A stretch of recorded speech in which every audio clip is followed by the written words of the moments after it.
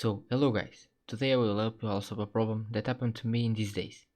Basically, I use Sony Vegas Pro to render my videos or to make some changes, and I wanted to open an MKV file, but it couldn't open, an error just appeared. I looked for it and haven't seen a lot of people talking about it, and it's a lot simple. For example, if I go here and I open, uh, wait, this file, for example. These are the cover while opening one of our files. Alright, you just go to options, preference, file, and enable, and it's all done. You have to close the application,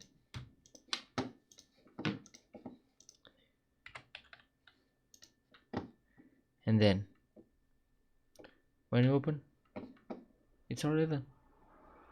It's easy. I just go here,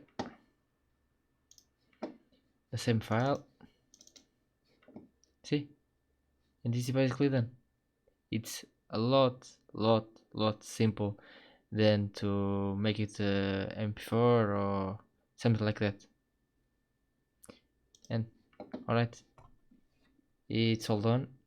And if you like, please like and subscribe. It helps a lot. And if you have any questions, please leave in the comments below. Bye.